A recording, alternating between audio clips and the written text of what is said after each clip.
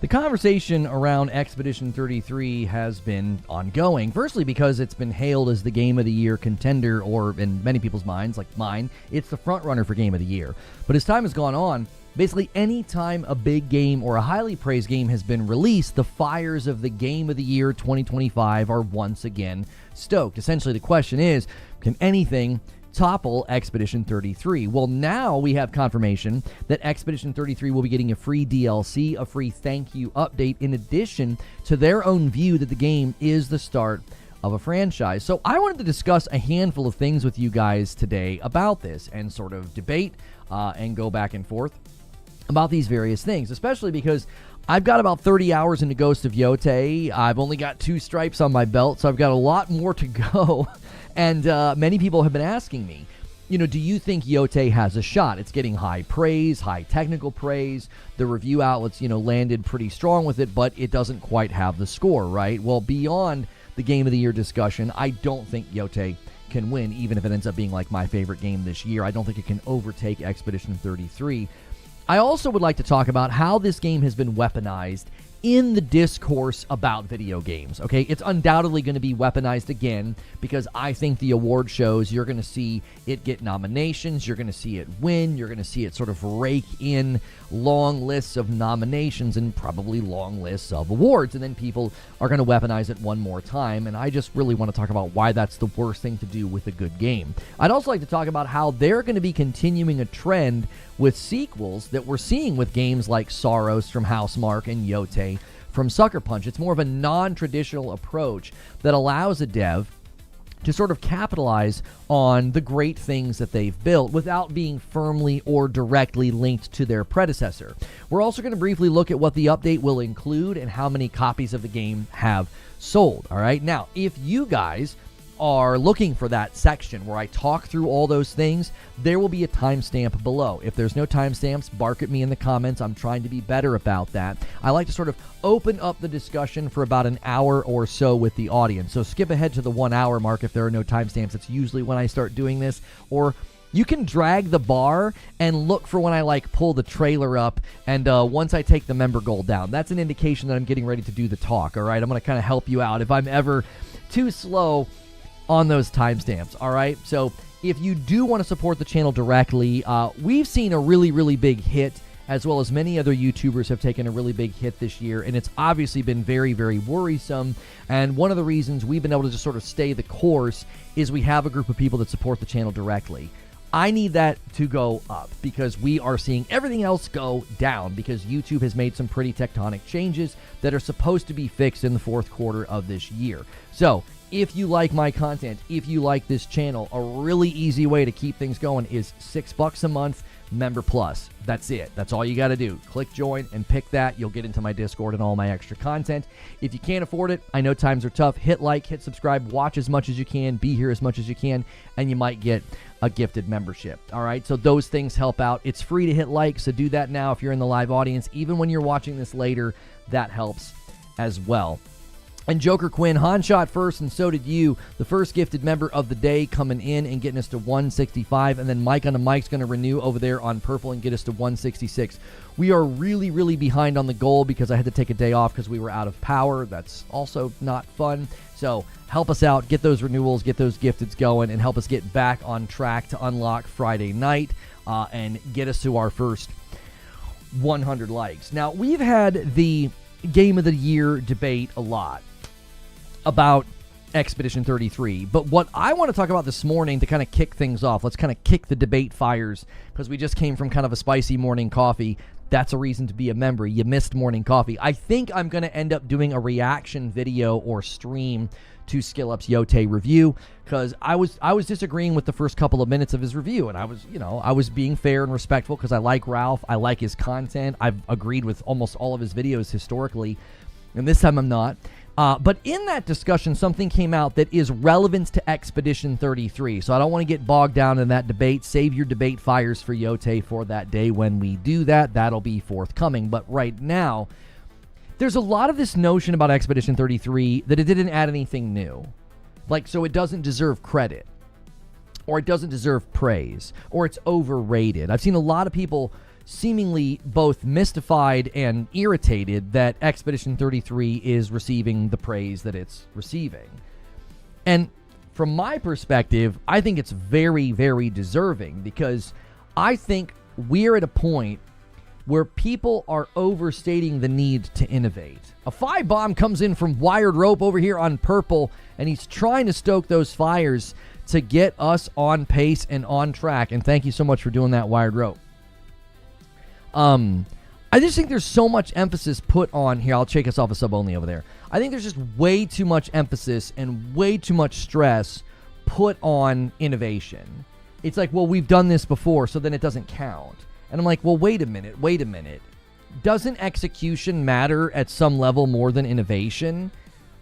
Like, if you execute really well on something, doesn't that matter more? Like, we've played tons of open world games, but when you execute well on an open world game like they did in Breath of the Wild or Elden Ring, like in Expedition 33, like, they executed really well on a turn-based game with action elements baked into it. Well, we've had that before, and it's like, okay, but that doesn't mean that this is somehow not at an excellent level and then worthy of praise.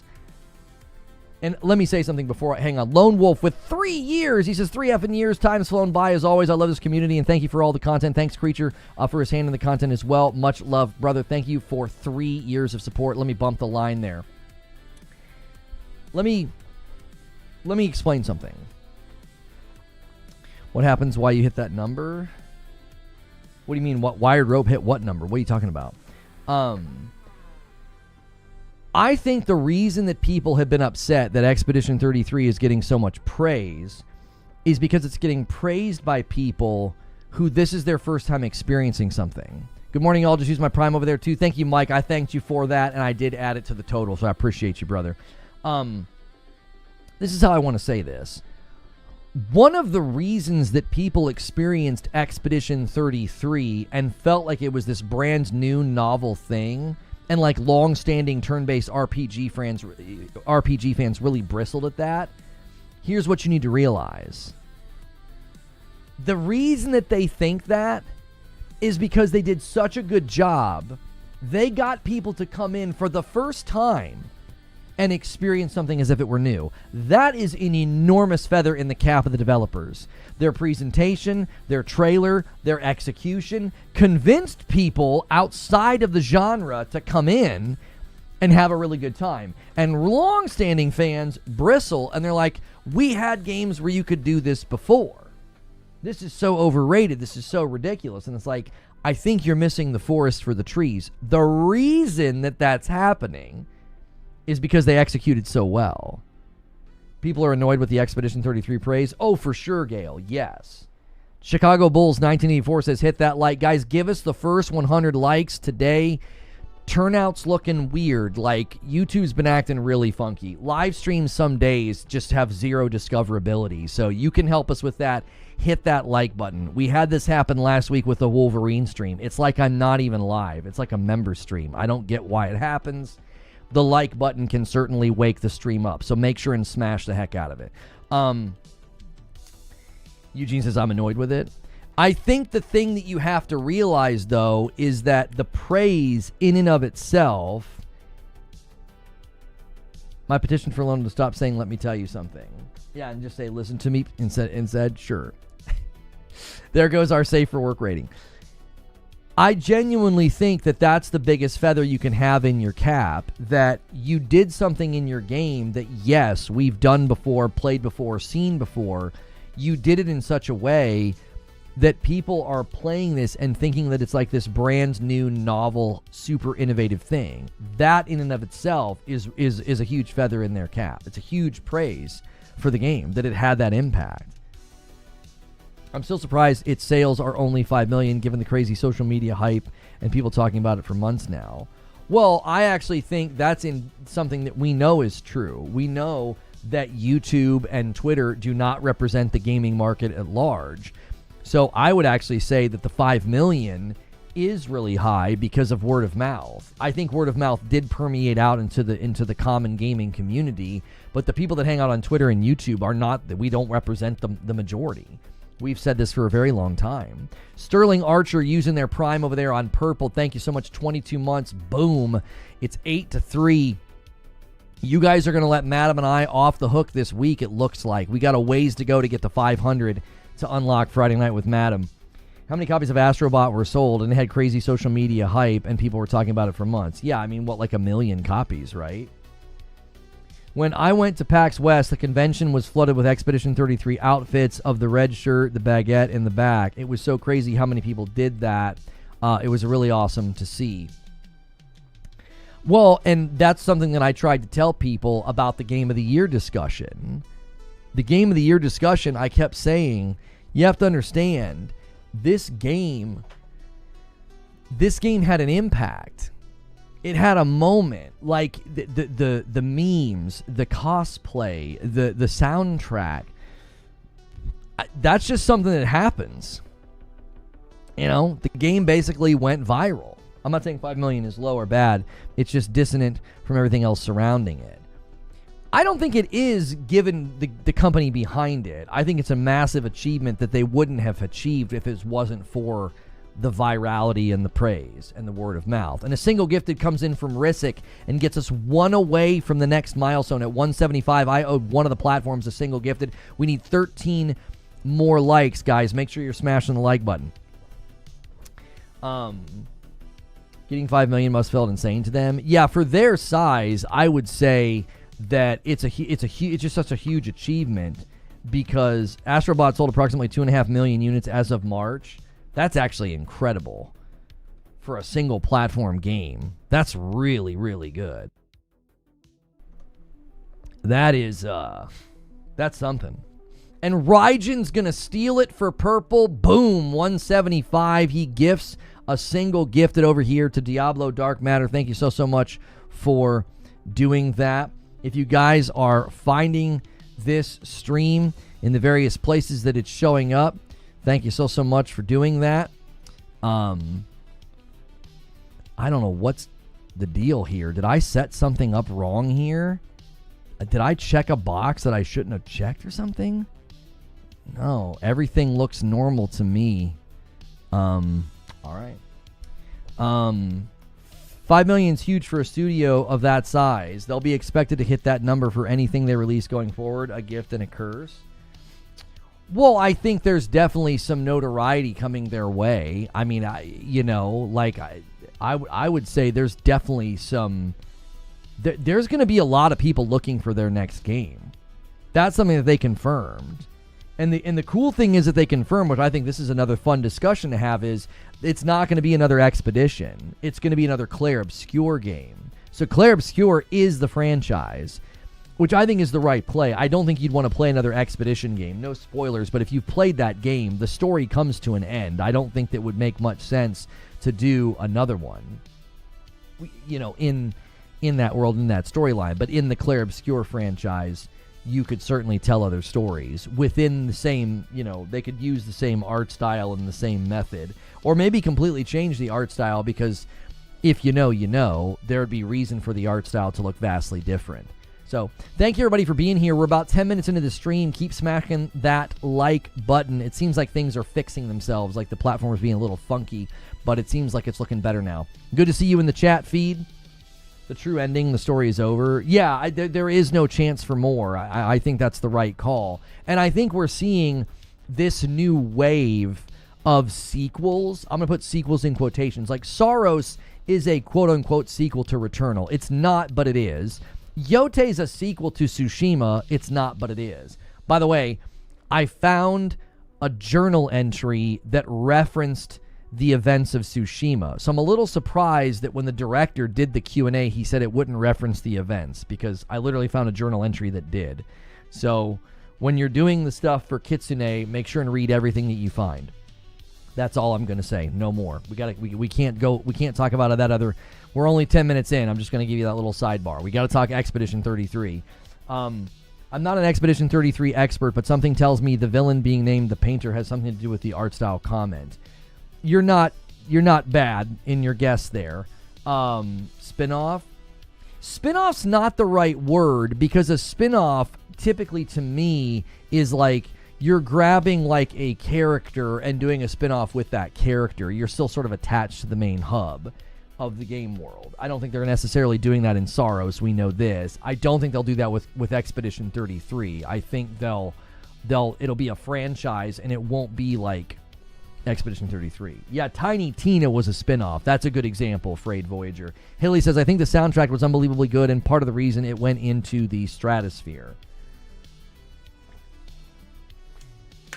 I think when a game speaks to the emotion of a person, when games speak to the heart of a person, I think that's significant. And I think music does that. I think music speaks to the unseen part of us, and I think that that's something that Expedition 33 did masterfully. This is why I think it wins Game of the Year, and I know people are going to keep coming back to, but other games did this before, and there are bigger games, better games, more innovative games. It doesn't matter. It doesn't matter. If a game impacts you to that degree, then that's going to be the game that you remember when it comes time to vote. That's the game that you're going to go to war for. That's the game that you're going to fight for. And a Member Plus renewal from Pimp Shrimp. Thank you for 27 months. I'd like to see other guilds play a role in the next game. Let me add that there. Thank you guys so much. Make sure you're checking your renewals. Make sure you're checking your primes. You have to do your prime manually every month on Purple. Death Stranding 2 soundtrack is great as well. It is. It is. The soundtrack this year, like the soundtrack competition, is going to be pretty thick. Because you have Expedition 33, DS2, and you have GOTY. They all have phenomenal soundtracks. I mean, they really, really do. There's been very, very good work done this year in the soundtrack world. The game ends, but they did world building, so that could allow more stories not directly related. Yeah, no more within. I don't think anything else will happen within the world of Expedition 33. Let the hearer understand. But within the zoom out of Clair Obscur, there'll be things that happen within that. I feel like I live in Crazy Town. A turn-based RPG with real-time Souls-like dodging and parrying never felt right to me. I might have to try and go back to it. What about it did you not like? Were you frustrated in failing, or did you think it felt gimmicky? Because you can always turn the difficulty down and make it a little bit easier, and that can make it more enjoyable for you. I pre-ordered the vinyl for Death Stranding 2. Hopefully they do one for Expedition 33. I thought they did a vinyl for Expedition 33 soundtrack. My personal game of the year is probably Hades 2. That game had me hooked even in early access. Revenge of the Writers. That's right. You'll be in a journal this time. I thought they did a vinyl for Expedition 33. I could be wrong. Let me do a little search for you here. Expedition 33 vinyl. Yeah, it looks like you can get it at the IGN store. You can pre-order at the IGN store for $145. Looks like it's coming. Looks like it's coming in February of next year. So it looks like it's not. It doesn't look like it's going to be.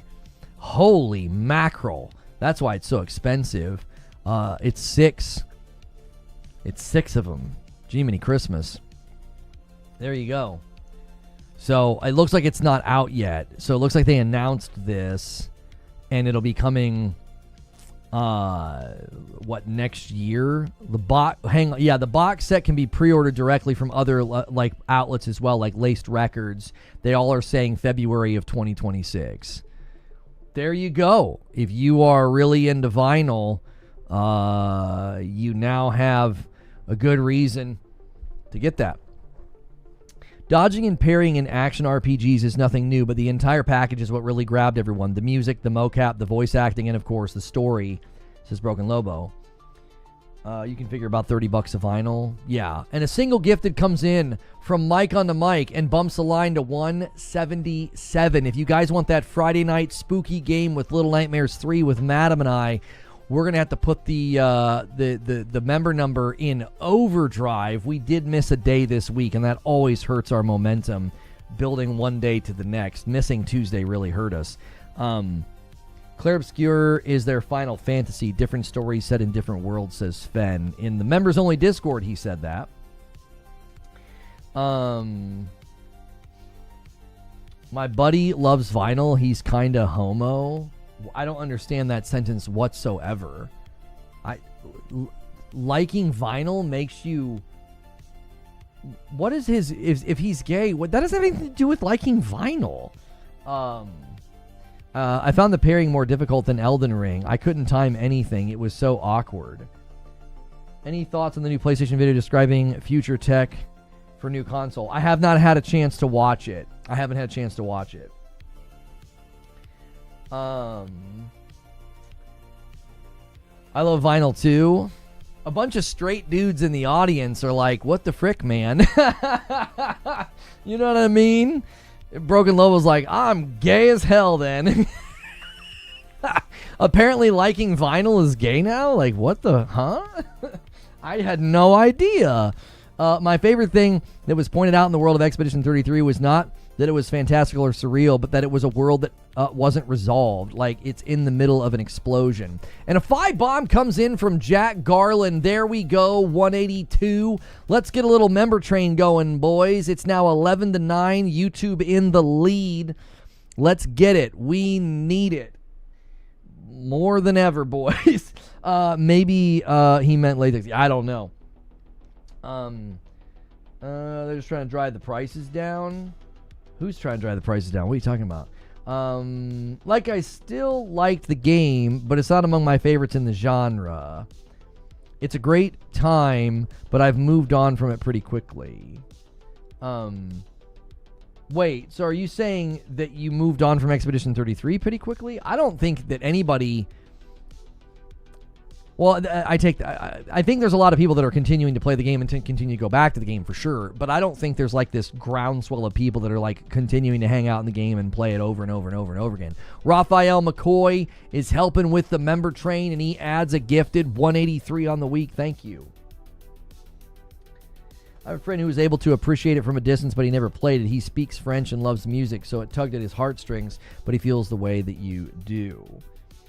Personally, I think Ghost is better than 33. I'm going to probably end up rolling credits on GOTY and agree with you and think that it's my favorite game. Like, I'm enjoying it more, for sure. So, Halo No, I reached 1,100 hours in Expedition 33 to combat the guy yesterday. Yeah, in just one day. In just one day, you managed to do that somehow. Some of you guys are finding loopholes within time itself somehow. Yeah, there is that one guy that's put 1,200 hours in. You know, he's lived in the game for months at a time. I'm still stuck at this guy calling vinyl homo. Yeah, that's a big one. That is a big one. Going over the Battlefield 6 reviews today. With early access to the game, Battlefield 6 review embargo lifts at 11 a.m. Eastern. That means players will start seeing impressions go up around then. I guess I wasn't aware of that. We probably, I guess, could have done a Battlefield 6 review waiting room instead. This topic looks like it was just a terrible mistake, apparently. But here we are. I'm my own membership just to support, but I've always thought YouTubers make a lot of money from ads. Is that different if you're stream? Sorry for ignorance. I make virtually nothing from ads, brother. We barely run ads during live because it's frustrating to people, so I'm constantly pausing them and turning them off. I make 95% of my income is not from ads. It's from you guys. Like, you have to be a pretty big YouTuber to live off of ads. You really do. That's not where we are. We don't even look like a 50,000 sub channel, just straight up dead honest with you. Like, we hit 50K and we don't look like it because we're primarily live. Like, you usually get to 50K with uploads. So our channel behaves very differently than a traditional YouTube channel. You need millions of views to make ad money? I mean, to make enough, yeah, you do. You've really got to be at a pretty high threshold of like daily view, weekly view, monthly view counts to be living off the ad revenue. That's why all the big YouTubers freaked the frick out when all the bad stuff happened recently, because they live off of ad revenue and viewership. So, I've been watching individuals play Repo. You know how fun that would be if they had it on console? I don't know. For real, no, Adpocalypse made everyone make a Patreon years ago. Yeah, we have really, really tried to drive this home that I don't want to send you to a Patreon. I also am trying not to panic, but it hasn't been great. YouTube's made a lot of things bad this year, and I've tried to continually to say it without making it this big giant distraction and being like, y'all like what you see, we do this because of members. So I'll just let the hearers understand how that works. I'm not going to keep, banging on that drum. A lot of YouTubers are now starting their videos asking you to do Patreon because it's been a really bad year, and YouTube is supposed to be fixing it in the fourth quarter, but it ain't been good, boys. And it's been self-inflicted. YouTube has done this. It's not been something that we did or all these other YouTubers did. So it's unfortunate, and hopefully they can get it fixed, soon. Yes, I saw Linus's video. It's a site-wide problem. Yeah. The members only stuff, yeah, it's a site-wide problem. YouTube basically destroyed our entire business model this year, so that's been fun. Yeah, that's been great. It's been wonderful. We spent 5 years building something, and they pressed a button sometimes this year and just detonated the whole thing, and it's been a real joy to experience that. And I'm thankful for the big streamers big YouTubers drawing attention to it, because it has been an utter disaster, and we didn't do it. So far, I like GOTY more than Expedition 33. Both games are amazing. Yeah, Expedition 33 is in my top, 3 games this year. Easy. Top 2 games this year. I think it's going to win Game of the Year. I think I'm going to end up being, saying that GOTY is my favorite. My bad bringing up the topic. I don't mind you guys bringing up the topic. You can only say it so many times, and the YouTube culture is not conducive to it. I can only say it so many times that, we've been doing this for 5 years, and we have roughly 500 people that pay for their own memberships and 2,000 that get gifted. And we need those numbers to change places, and they won't. I just don't think the culture on YouTube's receptive to it. So, Yeah, that's the long and short of it. You like the show. You like the show being here every day. You like the fact that I'm always turning the ads off. Those are things that work because of the folks that support. That's how it works. It's an exchange. It doesn't work without that. So, Tenor Dude coming in with 49 months in a VIP. Thank you so much. I appreciate it. The story in Expedition 33 is great, but the gameplay loop is truly amazing. I think I have 6 channel memberships. I'm doing my part. Yeah, there are lots of folks that are going the extra mile. Yeah. A lot of you guys are doing primes. You're doing a membership and you're gifting. Yeah. If I could trade 6 insane gifters for the people, the people that are getting the gifted to just pick up, it's so much more stable. That's a more preferred way of doing it. Doing goals and big gifteds and stuff, it's much more preferable to do what Crispy Bogod and Tenor Dude are doing, people picking up their own. That's much more preferable, but YouTube just doesn't, that's not a conducive to the culture. So we're just gonna keep doing what we're doing and hope that rudder turns, because we need it to. Crispy Bogod with 49 months in a VIP, and a member plus comes in from Team Ambush, and then a gifted member comes in from Haseo, and that's what keeps this thing going. Thank you, boys, for doing that.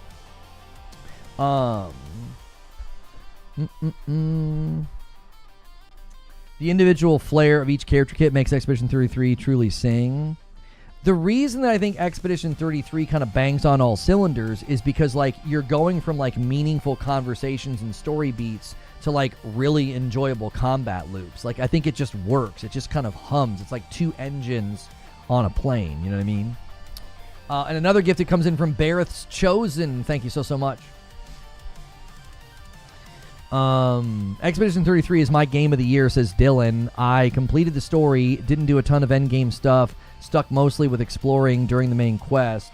I'm not usually a turn-based gamer, but this one hooked me.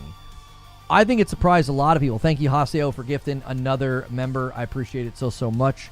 And yeah, you guys crushed the like count. We already have 128 likes. Good job on the likes. Wow. Everything about GOTY has me gripped. I seriously haven't been this hooked since Tilu. And this is my top 3. Top 3 for me is Expedition 33, then Hades 2, then Silk Song. Haseo gifts another one, and then TRM's going to gift one as well. You guys were trying to round us out to 191, putting us 10 away from 200. Thank you so much for doing that, boys.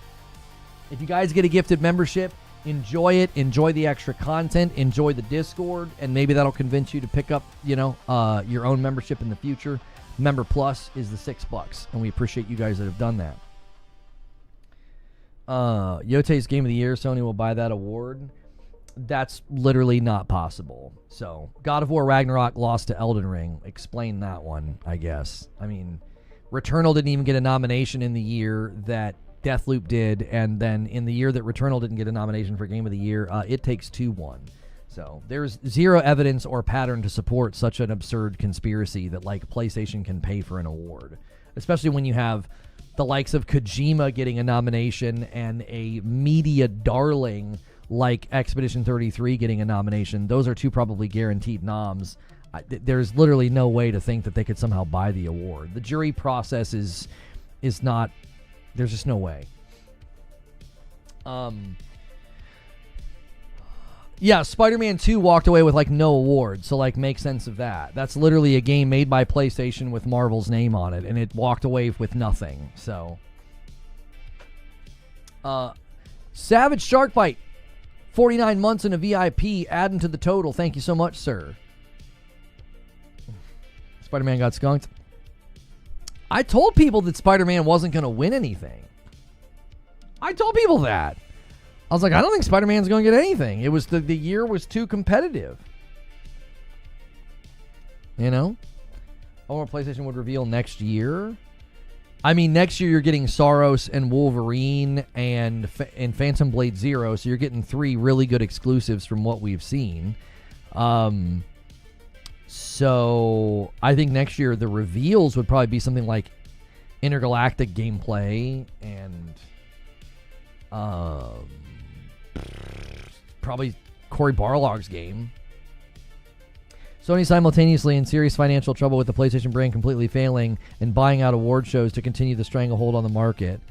Yes, that's right, Brett. They're failing, they're flopping, they're terrible, they're in trouble, and yet they're somehow having the best gen ever and, yeah, always getting awards. Yote might get robbed. Sad to say, I hope I'm wrong. Oh, I don't think Yote will get robbed. I think Expedition 33 deserves it.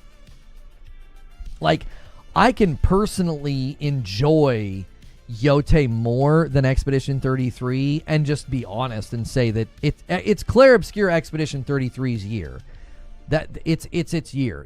That's the game that is going to be the front runner, 100%. So we should expect nothing else, you know, from the results. When you see a game rise to that level of prominence and praise, I'm not really sure why anybody would debate otherwise. You know, 86 isn't going to win against the 90s. Yeah, Yote just didn't garner enough universal praise. There were enough outlets that kind of were like, to it, that it pulled the score down. Now, there's enough outlets that were over the moon that it'll get a nomination, I think.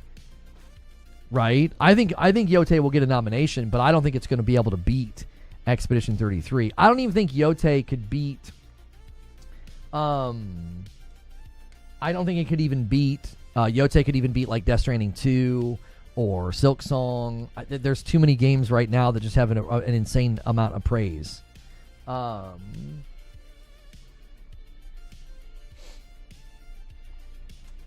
When was the last exclusive game to win top Game of the Year awards? Astrobot last year. He thinks Yote and Tsushima were the same gameplay. He said the gameplay design felt old. I don't know if that's what Gene means, though. 33 is turntable-based? No, it's turn-based. Are you making a joke? Was that an attempt at a joke?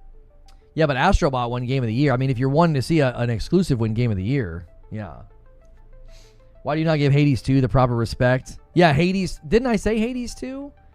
Yeah, I don't think Yote could beat Hades 2, Silksong, or Death Stranding 2. They're too high. You know, apparently Valor Mortis demo looks really good. There's another demo today hitting... there's a demo today hitting PlayStation. It's got, like, destructible environments and destructible environments and shooting and cool guns, and it's called Void Breaker. Void/Breaker. Check out that demo on PlayStation. I think that game looks very promising. I might check that out later in the green room. That's another great reason to be a member. You get those like randomly thrown together streams where we we check out a game.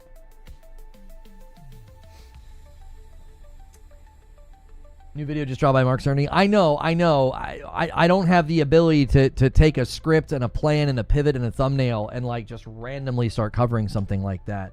We don't have that luxury.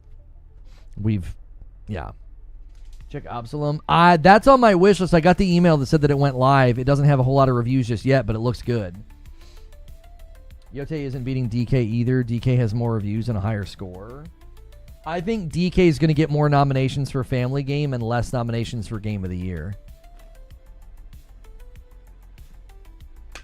That's my prediction. I think DK is going to probably win Family Game of the Year. I don't know about Kirby Air Riders. Kirby Air Riders is obviously still on the way. No, I don't think sales has much of an impact on Game of the Year because there's been plenty of games way less popular and way less commercial sales that have won. So, Breath of the Wild is the only Switch game I played, and it was phenomenal, but I just don't like how slow the Switch was. Well, yeah, it wasn't a very strong device, so that definitely affected the experience in that game. I bought Hades 2 and put it down for Yote, but I'll be back. Love me some Hades. Hades is better than Returnal for making me a rogue addict. That's pretty high praise to say that something's better than Returnal. In the rogue department. I mean, Hades is a game that I would say can certainly take that crown. Kirby has Game of the Year locked down. What do you mean? It does. It does. It does. There's nobody. No one can compete. No one can compete with Kirby Air Riders. I don't know what I'm saying. Yeah, Expedition 33 has 166 reviews. That's a lot of reviews. If Yote wins, Assault will be funny. It won't win though. Yeah, I would be dissatisfied if it won. I would. I would not want Yote to win Game of the Year. I don't think it deserves it over Expedition 33. I also don't think it deserves it over. Yeah, I mean, I would say if you look at the scores for like Hades 2, Silk Song, and Death Stranding 2, I don't think that would be the right choice. I'm an enormous fan of Yote, and I'm loving it. I'm 30 hours in. It feels like I've only been playing for a couple of hours. Like, I've completely lost track of my playtime. But I don't think it would deserve it over some of the other games that came out this year. There's just been more universal praise for Death Stranding and Expedition 33 and Silk Song and Hades 2. Quantity of votes isn't quite there yet for Silk Song and Hades 2. I think whenever we looked, Silk Song on OpenCritic has climbed, though. It now has 92. Hades 2, OpenCritic. Hades 2 has 89. So both of them have climbed a little bit. They're almost into the 100 now, which will certainly help. That will certainly help. If you guys have not hit the like button yet, please do so. We're trying something different with the thumbnail. We're trying some different things with topics, and it might have an effect on turnout. Also, YouTube's been kind of weird lately, so it's hard to know if that's not having an effect. But the like button always helps. It always helps.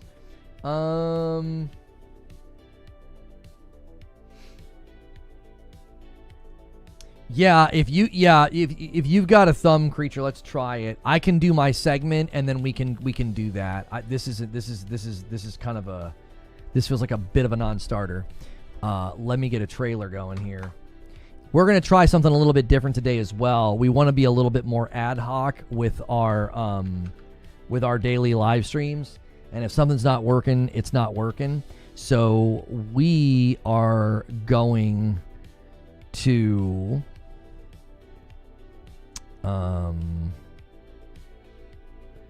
on. I'm trying to find a good spot in a trailer. No, I want an Expedition 33 trailer. I don't want like the full movie. There's got to be like a long one. I guess we'll just use the launch trailer. Okay. All right. Battlefield waiting room? No. We may just... I think we might pivot and react to this PlayStation thing that Mark Cerny did. Sometimes I don't know what's going on. I find it hard to believe that we've had the results we've had in turnout for Wolverine and then for Expedition 33. These are big, hot topics, but interest in Wolverine dropped off almost immediately across the board, not just for us. Expedition 33, we could just be too late in the day for anybody to really care. I just don't know. I'm having a hard time gauging audience versus YouTube. Like, is YouTube messing up, or does our audience just not care about certain topics? I don't know. Rather than beat my head over the bin about it, I'm just gonna pivot.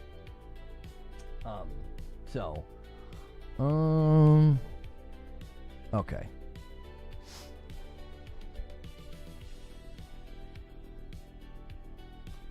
Here's your thumb. Yeah, just Cerny.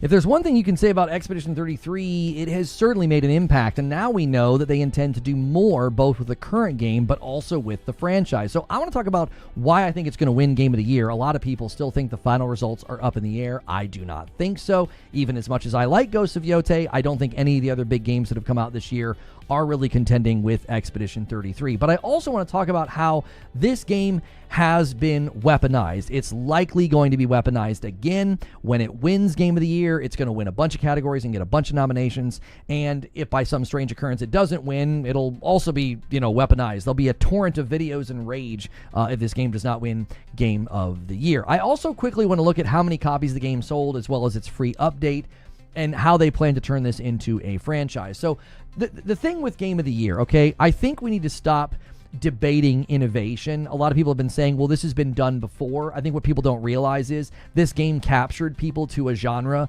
that they haven't really ever experienced before, which is a massive feather in their cap. I think a lot of that is because of their presentation and their execution. We need to stop focusing on the fact that, like, well, this is turn-based and that's been done before, or that's boring, or whatever. I think these are fundamental misunderstandings of the framing of the discussion about whether or not this wins Game of the Year.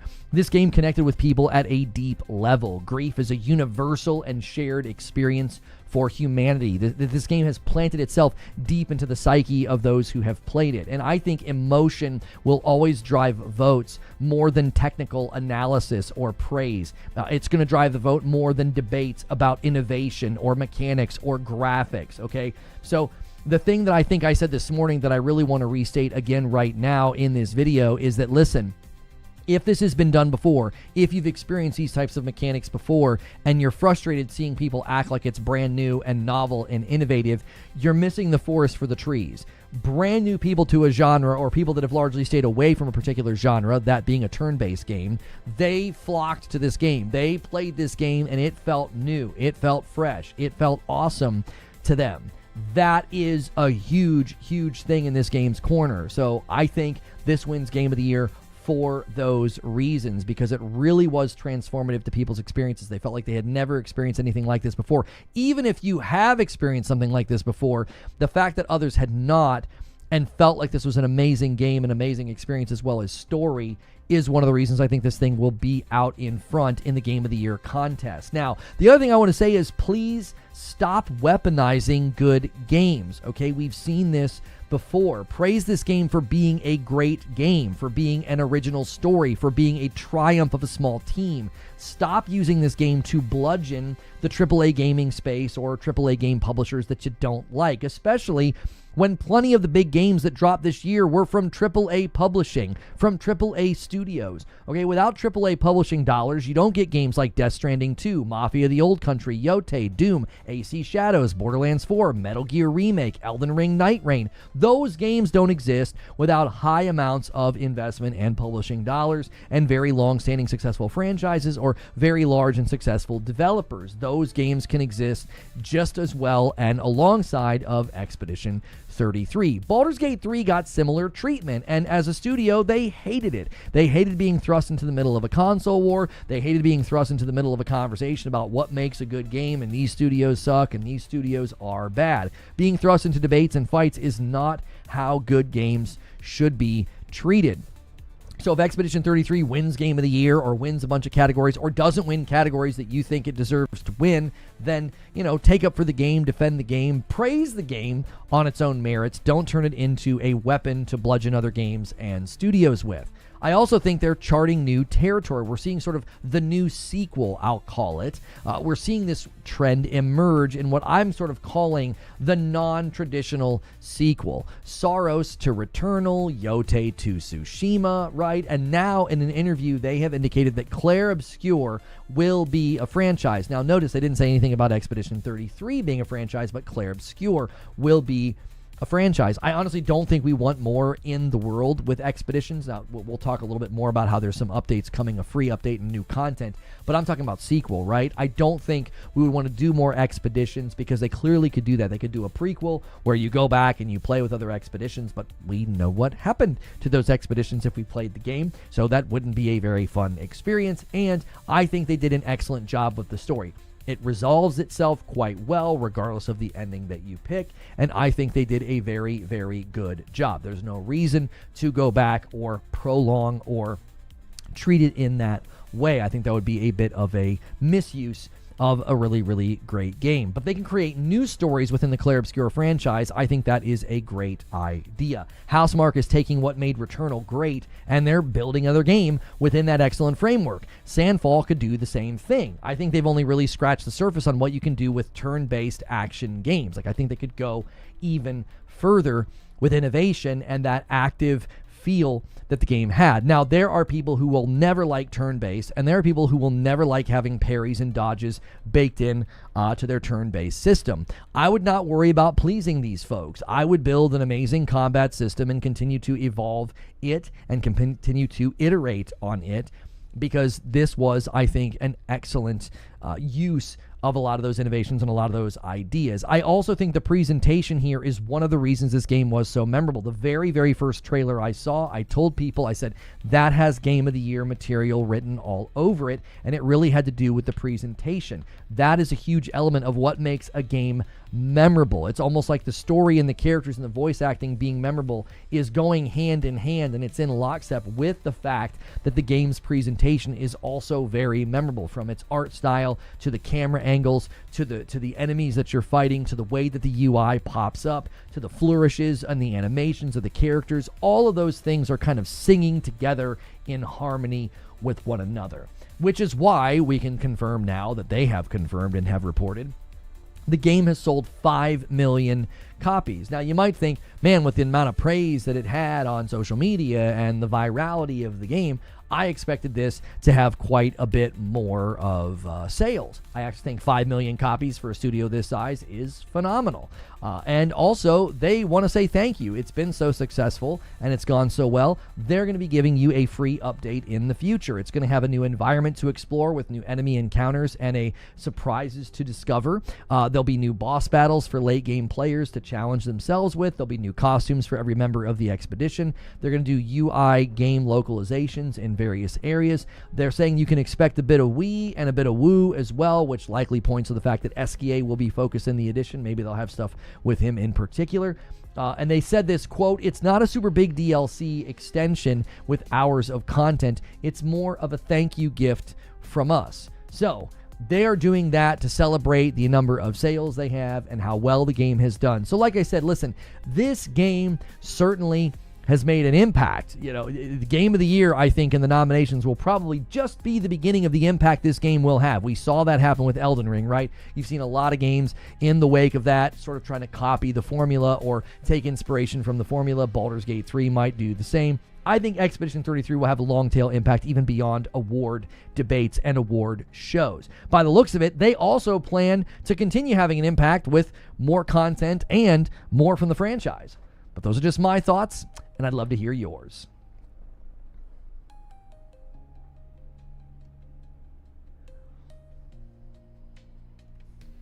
All right.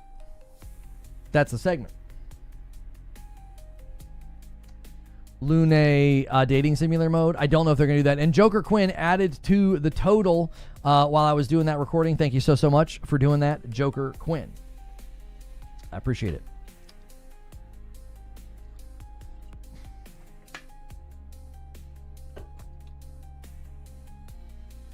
I wouldn't mind a short game like what The Last of Us did with Ellie. Oh, like a side thing. Expedition 33 really built by 33 people. The credits show a different story. The core team is like 40 people deep. They outsourced a lot of work over the years, which is very common. Your quality control, your quality assurance, your testing. There's a lot of things that you can leverage when building a game like this. And that's why the credits show like hundreds of people and not just 40. But the core team is only 40. It's a small team. The same is true of any studio. Like, let's say your studio has 150 people. And you're like, yeah, that game was built by 150 people. No, probably not. It was probably built by like 2 to 250 because they're going to do the same thing. They're going to outsource a lot. They'll outsource localization. They'll outsource quality assurance and bug testing and things like that. So, 250 people will touch a game and you'll think, oh, the team's only 150 people deep. The same rule applies to Sandfall and Expedition 33 that applies to many other games.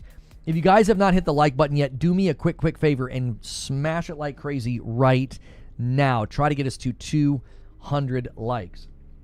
The core team in France, but vocalization and was obviously outsourced. They could explore the writers that were hinted off in the spin-off game, for sure. For sure. Anyone heard of Ubisoft canceled Assassin's Creed game based on the Civil War?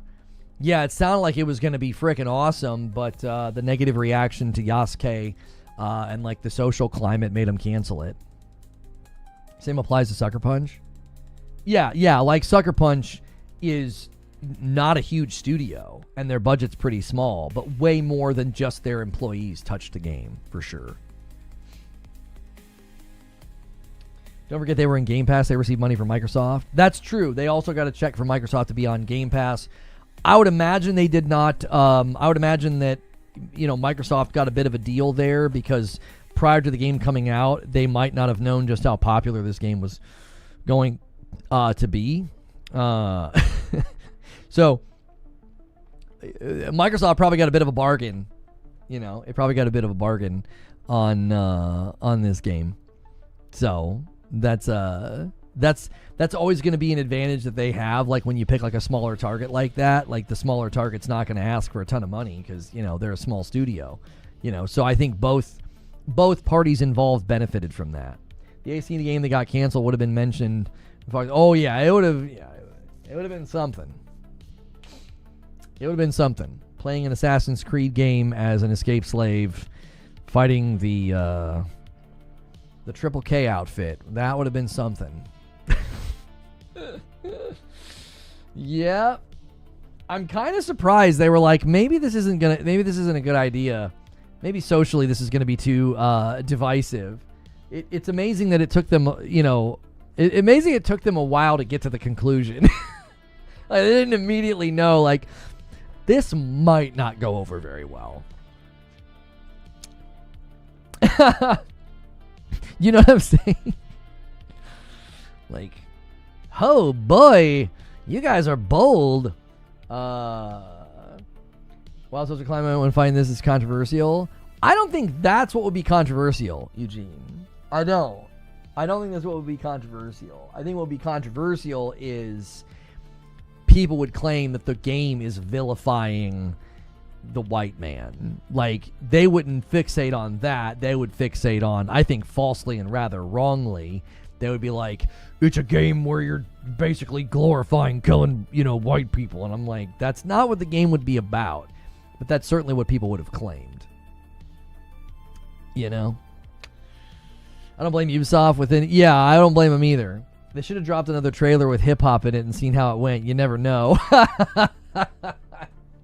Like a twanging banjo is playing, and then he breaks out and he's free, and then in comes the hip-hop. I mean, that would have been a great juxtaposition. They really could have sold a billion copies of this game. Make sure you guys are hitting the like button. Try to get us to 200 likes as quickly as you can. Says a lot about where we are currently. Oh, for sure. For sure. I saw a tweet last night about Yote, and I just had to bite my tongue, It was like, we tried to give this game a chance. I'm like, no, you didn't. You bashed it from moment one. There was never a single moment where you gave this game a chance. Acting like you gave it a chance. Be quiet. Battlefield 6 is disappointing, not so much because of what it is, but because of what it's not. Oh, let's check this. We can kind of do this on the fly right now. Battlefield 6, Metacritic, and then we'll look at OpenCritic as well. It's got... It's off to an okay start, an 83 for PS5, an 81 on PC, an 84 on OpenCritic. This is fine. I think these are game types that struggle to really soar in the upper 80s, low 90s, so I would say that's actually not terrible.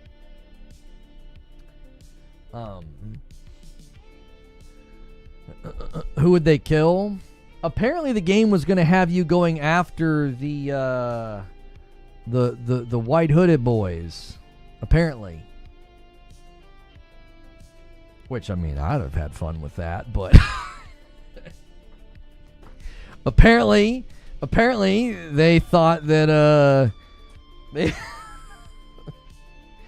they thought that the social climate wasn't receptive to it. I would have been receptive to it. I'd have had no problem staying in those white robes, brother. It would have been fun, but, you know, it is what it is. They decided not to.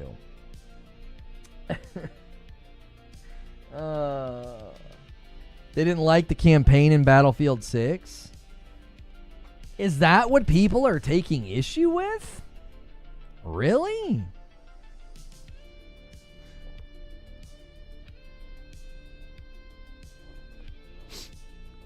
Let me go to some of the lower scores here and see what people are saying.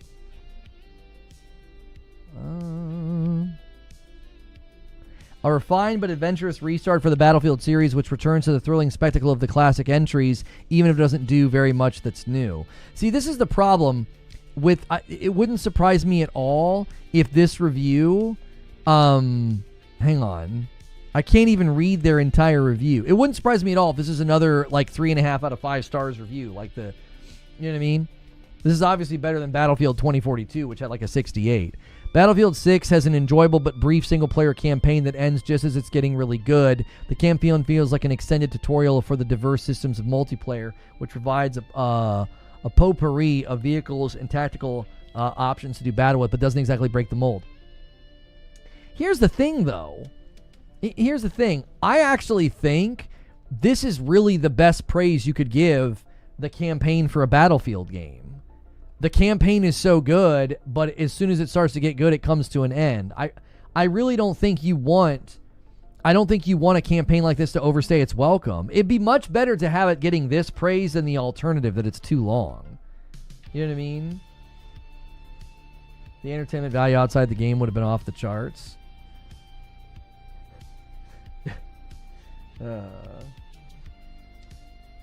Probably. EA and Battlefield Studios have put a long road ahead for Battlefield 6, but it's starting off on the right foot. These all sound like good praise. Battlefield 6 campaign is a safe, dull reimagining of what the series once was. That's IGN, so I mean, we can take that with a grain of salt. This other one we just read said that it was great, and just as soon as it started getting good, it came to an end. Again, I would rather them say the campaign's good and not long enough than the campaign just went on and on and on for forever. You know what I'm saying?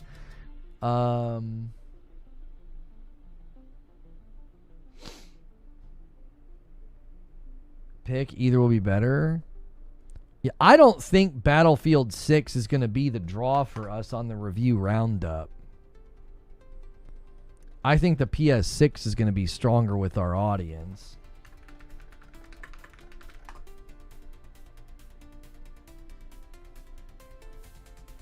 Joker Quinn comes in and gifts another member and gets us to 194.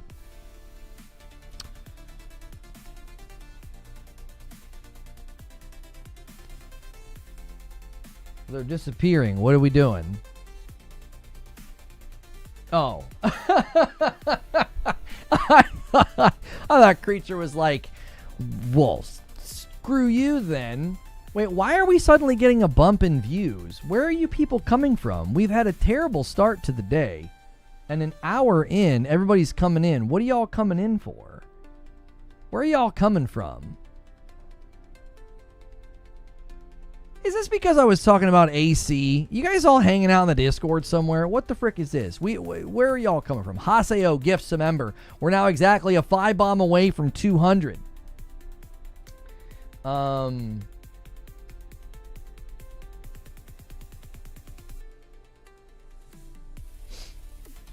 That would be pretty funny, Zubair.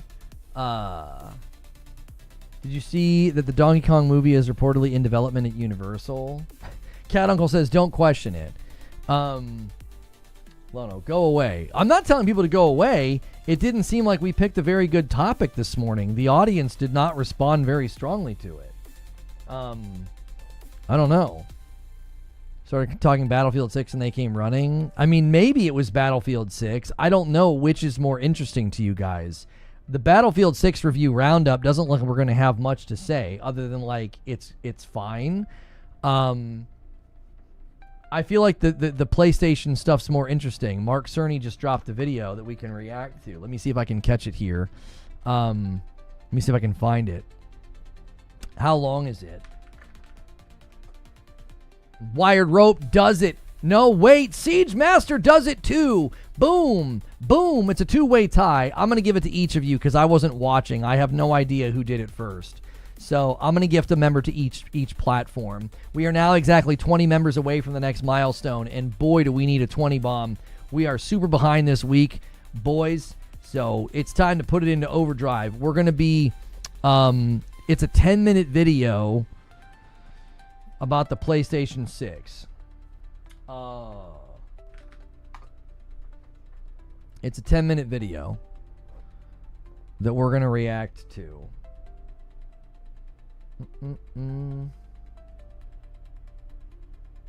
Tomorrow, Battlefield 6. I'm not going to do a show about the Battlefield 6 reviews. They seem fine. That's not a very interesting show.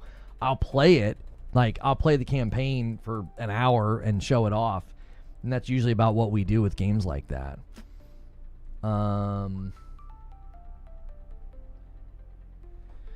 It's about tech, not PS6. Oh, I mean, I was going based off of your thumbnail. All right, let me save this.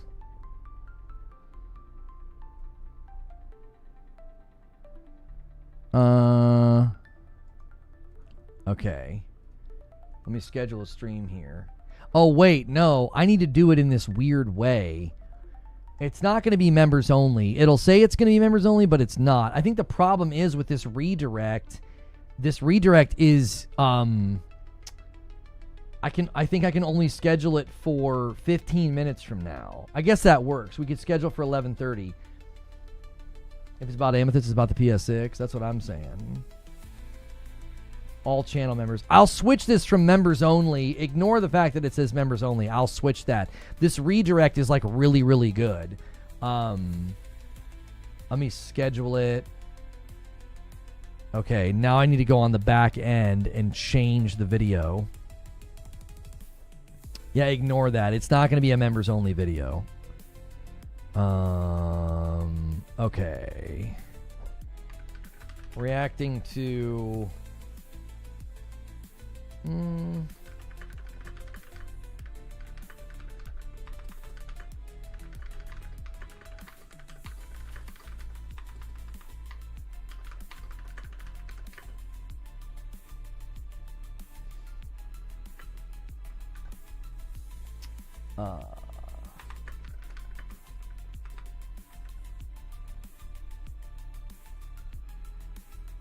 Yeah, ignore that. That countdown's just like a really, really effective way to redirect you guys.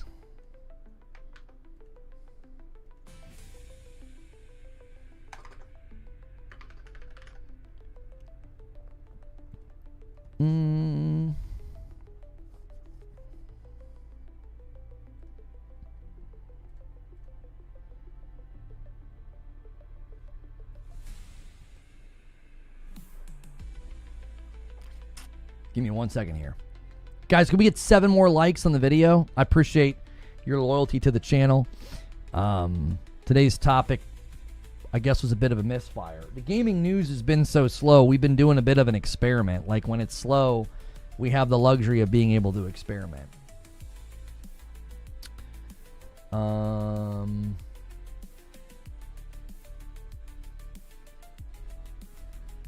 Let me see something.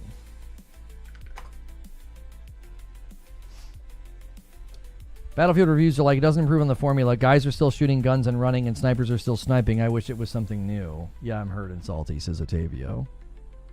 Oh, wait, I need to switch this thing. This also needs to go into the Gaming News Today playlist.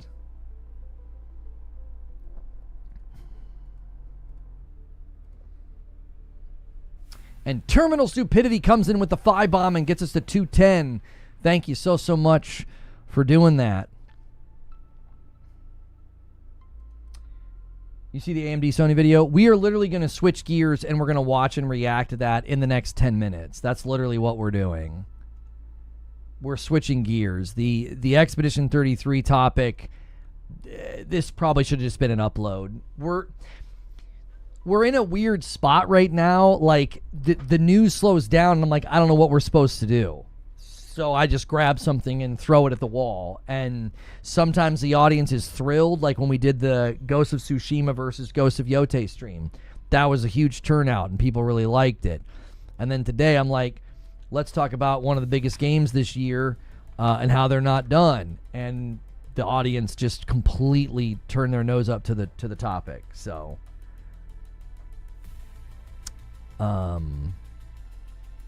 yeah.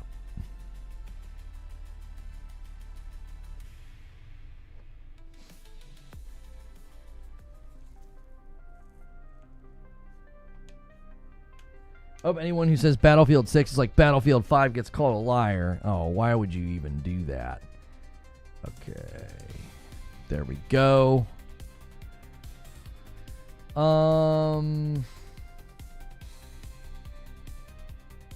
an interesting time to release a spec vid. Almost like when people were questioning one release, they jumped on it. Have you tried the PlayStation Portal? I got one recently and I'm really impressed with it, says Girl with a Golden Gun. Yes, I've used mine very regularly. Anytime I travel, I've used it. Was it the title of the video, maybe? I don't know. I think people click based on interest. I think people click videos based on interest, and we had a video about Expedition 33 that said they're not done. We thought that was a pretty interesting topic. We thought that'd be pretty exciting. We were wrong. I don't know. Maybe this might perform better as a past broadcast. Sometimes that happens. I don't know. Sometimes people will see it and click it later. I also recorded it, so we could always upload it later as a shorter video and see what people think. I'm just here for the hair. I can't make heads or tails of the way the channel performs anymore. I can't. We've been doing this for 5 years, and some days I feel like we don't know what we're doing because the platform doesn't say anything. They've just made a lot of changes, and like I've had morning coffees with this many people. I've had morning coffees with this many people. Like, there's been times in the history of this channel I've had more people in members-only content than this. I don't know what the issue is. I don't know what YouTube did. Discoverability for us has been horrendous, and we don't have any control over it. I'll pick really relevant new topics, and we'll do fine. And then I'll pick really relevant new topics, and it's like we're not live. It's very bizarre. It's like some days I literally feel like it only pings the members. It's very, very strange. Am I the only one that doesn't want to buy games with the random numbers as a starting point? Battlefield 6, Splatoon 3, I need consistency. I just started all the way at the beginning.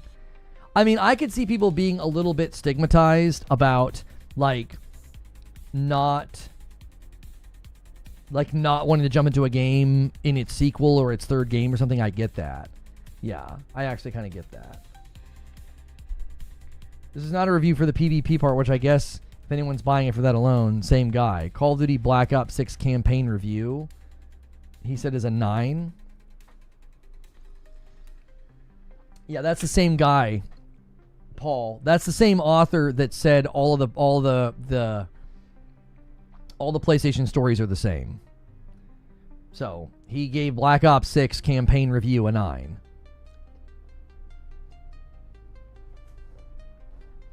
But all the PlayStation stories are the same. All right. You gave the Sony Games 9 out of 10? I don't know.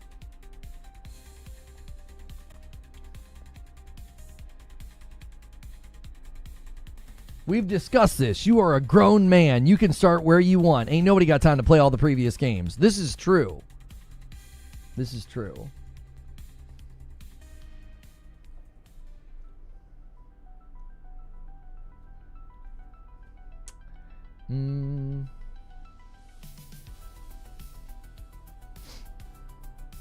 The Pompadour is 95% of the show. That's pretty much it.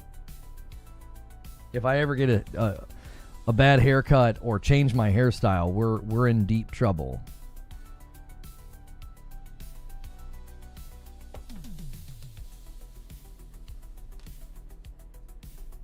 Divisive Gaming says, you called? Guys, we are going to be shifting gears here in just a few moments. In about 5 minutes, it's going to just hot swap us to a new stream. And we are going to be talking and reacting to the PS6 Project Amethyst thing. Reacting to Sony AMD PS6 video. He sure loves the games with them all being the same. He tweeted to kind of clarify his position that it wasn't that he didn't enjoy the games. He was just saying he felt like we were dealing with a lot of the same narrative themes. My pushback on what he's saying and what he's claiming was that the games are so vastly different. He was just picking out elements that were similar, like God of War Ragnarok and Last of Us Part 2 are nothing alike. They're nothing alike. I don't even know if this is the user. This is not a user problem. We don't even have 10,000 impressions on this video yet. I don't know what to say. That's YouTube. That's not the audience. That's not the audience. I refuse to believe that we picked the title Expedition 33 and a thumbnail with Expedition 33 on it, and 10,000, not even 10,000 impressions. YouTube's clearly doing something with live streams, and it's hit or miss right now. I've had that many impressions. I swear to you, I've had that many impressions on a member stream, which that shouldn't happen. They're trying to fix that, but like, that's nonsensical. Having almost 60,000 subs and an hour into a stream, I don't even have 10,000 impressions. Like, you're not showing the video to anybody. That's a choice that YouTube's made in the algo for whatever reason. Can't make heads or tails of it. Didn't do anything wrong. Didn't title anything wrong. I don't think we picked an obscure topic. Clair Obscur. Ha ha ha ha. I don't know. Do not know.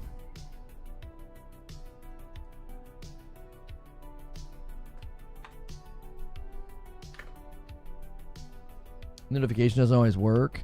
We've actually never been super dependent on the notification. We haven't. Maybe 30 to 50 people get the noti and click on it. Most people come to their homepage or their sub feed. So usually around this time, I would have close to 20,000 impressions, 15,000 impressions, not 8,000. Like, something's clearly off. It's, again, the platform's been making changes, and so what we do is we're just staying the course. Morning coffee shows, upload screen room. Morning coffee shows, upload screen room. Like, we're just staying the course and being consistent. YouTube's gonna YouTube. I don't have any control over it, you know? Feed Chicken gifts. I'm sorry, no. Feed Chicken renews a member. Thank you so much for 35 months, Feed Chicken. Game Pass is all people are talking about. I was going to circle back and react to Laura Fryer's video and Maddie Plays video. I want a third video. I'm okay to do a stream of just that. I'm okay. I'll do a stream of just that. I want to react to SkillUp's review of Yote as well. You know, perhaps we could do a double banger live show tomorrow and do like 2 reaction streams. So, all right, buckle up. This is an automatic switch. I don't have any control over it.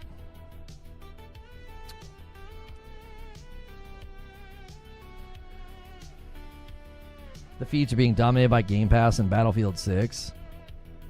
Yeah, I mean, we're breaking from the hyper-relevant stuff, which probably hurts us a little bit. Thank you so much for the renewal, D's Nuts. I just didn't want to belabor the point on Game Pass. Like, I don't know. We don't really do what YouTube wants you to do. When something like that happens, they want you to do like 3 videos on it, 3 live streams on it. They want you to squeeze the topic dry, which we do that when I feel like it makes sense. We did that with Yote. It didn't feel smart or sensible. It just didn't feel smart or sensible to do it with and some seriously cool gaming tech with Sony, and I couldn't think of a better person. We've been working. Okay. All right. We got 2 minutes. 2 minutes and it's going to switch.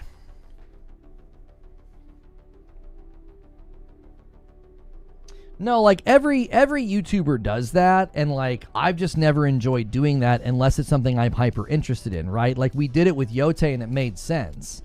I was excited about Yote. Yote was super relevant. Game Pass and Xbox basically imploding. Like I talked about that Monday. I don't want to keep going back to that well every single day just because that's what's hyper relevant.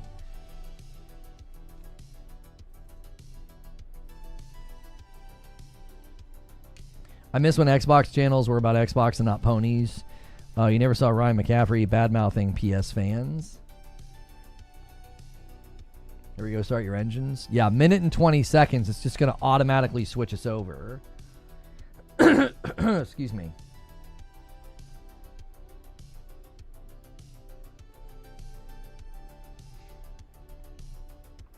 All right, 1 minute. Make sure you guys are smashing the like button and doing all the members and everything. And then do me a favor. When this switches to the new stream, go as crazy as you possibly can on the like button for me, okay?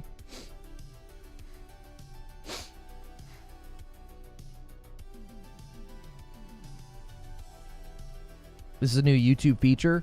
This countdown redirect feature is meant for members content. I'm using it for a public video. Because it's a better redirect. It's more effective. Like it's really, really good. So